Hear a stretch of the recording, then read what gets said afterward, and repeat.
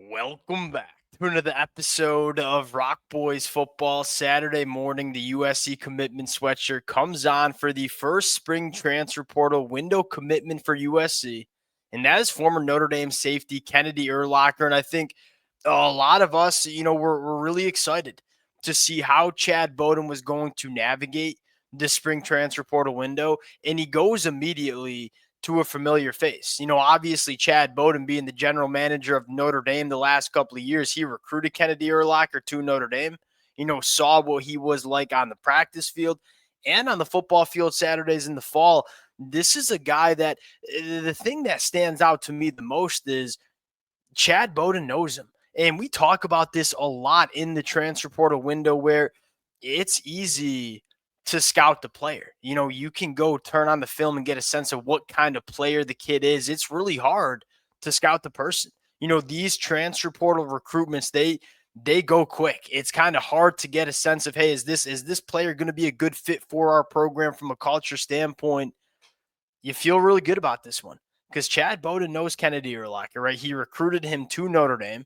He knows what he looks like on the practice field. He knows what kind of teammate he is in the locker room. I think there was a reason that this one was wrapped up pretty damn quick, and that's because Chad Bowden really likes Kennedy Urlacher.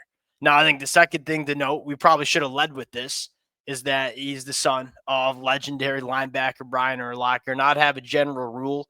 If I was the general manager of a college football program, look, if you are of the last name Urlacher, you can have a spot on our roster. And quite frankly, you turn on the small sample size of film that you see from Kennedy Urlacher as a freshman at Notre Dame, you can kind of sense real quick that he's from Brian Urlacher because this is a guy that flies downhill, wants to be very physical and run support, and understands the sport at such a high level. At that safety position, it's really important that you can do a lot of different things and diagnose a lot of different things. Kennedy Urlacher, as a freshman, was able to do that at a high level when we saw him play at Notre Dame. Want to get a little bit into the player, have a few plays I want to talk about from Kennedy Urlacher as well, kind of update where USC is going in the transfer portal. Before we get into it, as always, the USC fans appreciate you guys. Y'all know it's been a blast for me. And the support y'all been throwing in the comment section, the support y'all been throwing out on Twitter, that stuff means the world to the boys. Y'all know I love talking this program. Can't thank you guys enough.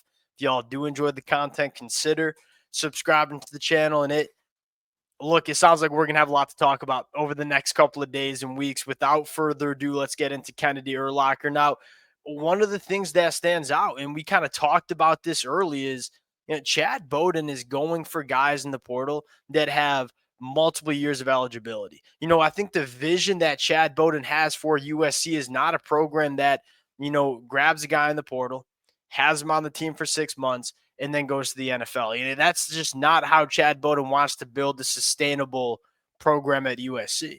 And so the names that you see USC going after in the portal are guys that have multiple years of eligibility. And you look at Kennedy Urlacher, didn't redshirt as a freshman, only has 3 years of eligibility remaining. This is a guy that you add to your football team, I think immediately becomes a member of the two deep. And, quite frankly, might be a guy that is probably going to start somewhere down the road for USC.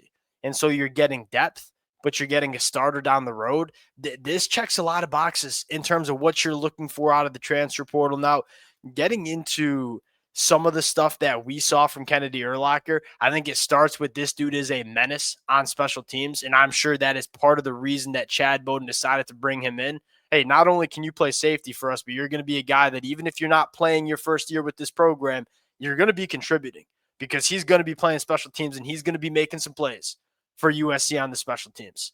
Now, you get into a little bit of the film. The first thing that stands out is this kid's ability to fire downhill, run the alley, and go make plays. Coming from that high safety spot, one, very quick to diagnose what is going on the football field. Second, hey, we're working through traffic. We are like a heat-seeking missile coming downhill and making plays in space. I mean, that's exactly what you want to see, especially from a freshman safety that shows the ability that, hey, I can understand what's going on and play fast to the football. I love the ability to close the distance between himself. I mean, you're talking about safety that is coming downhill and creating a tackle for a loss. It's a game-changing plays. Now you go to Kennedy Urlacher as, a little bit more of a box safety, nickel defender, very good around the line of scrimmage. And this is primarily where I see Kennedy Urlacher doing his damage right here, coming in as a box safety here in a condensed set. Look at the instincts here. I mean, just knows what's going on, smells out the screen, picks through traffic, and makes a play. This kid between the ears, not only wired the right way, but understands the sport at such a high level. And I think that's why Chad Bowden went out and got a guy like Kennedy Urlacher. And you pull up the depth chart for USC and say, I think he immediately probably is in the two deep for USC. We feel really good about Kamari Ramsey and Bishop Fitzgerald as your starting safeties going into 2025. I think we've had this conversation a lot over the last couple of days that, hey, USC's goal in the transfer portal is not necessarily to bring in guys that are going to be day one starters, but we want guys to kind of fill in the depth of this roster. Now, it's an extra bonus when you can get a guy like Kennedy Urlacher who comes in and probably is in your two deep, but also probably going to be a starting football player in the 2026 year. That's how you get the bang for your buck. You could go out and land a guy who's going to be a fifth-year senior that'll be in the two deep, and then he'll go on and leave the program. Or you could get a guy in Kennedy Urlacher who, he can come in and be in the two deep now and then be a starter in 2026 and maybe a starter in 2027 as well. The way I look at it here, you're seeing a lot of boxes checked. This is a young, talented football player that's going to be within the program for the next couple of years. He's going to immediately contribute to your two deep in the 2025 season, at least in my opinion. Now, you don't have to put Alex Graham in a position where he has to play earlier than he's ready. You're getting what I think is a guy that is going to be a good teammate and a good culture guy within the locker room, which is clearly something USC cares about with Chad Bowden. It makes a lot of sense, and you feel like you're checking a lot of boxes. And I think lastly, you're probably getting some versatility. He's a guy that could play safety, but also probably could play nickel as well. And so you're getting a guy that can do a bunch of different things in the back end as well, that impressed as a true freshman on a team that played for a national championship. It's all the boxes that you want to see checked. Now, we got another name to talk about really quick, and that's Tamir Robinson. Right, I think we know that USC is going to be in the market for a linebacker. And although Tamir Robinson does not have the extreme experience in production that maybe USC is looking for, this is a guy that, again, 3 years of eligibility remaining. Don't think that's a coincidence. And a guy that fits the athletic profile that USC is looking for. We talked about Gary Bryant from South Dakota. We talked about Andrew Simpson from Boise State. Two options that I don't think USC would be disappointed if USC went out and landed. I think you can look at a guy like Tamir Robinson who says, this is kind of the linebacker that Dan Lynn wants. A little bit longer, a little bit faster, can cover a little bit more ground, can play in space a little bit more effectively. And Tamir Robinson, really interesting cat, right? Started out his freshman year, going back. He was a really interesting high school recruit.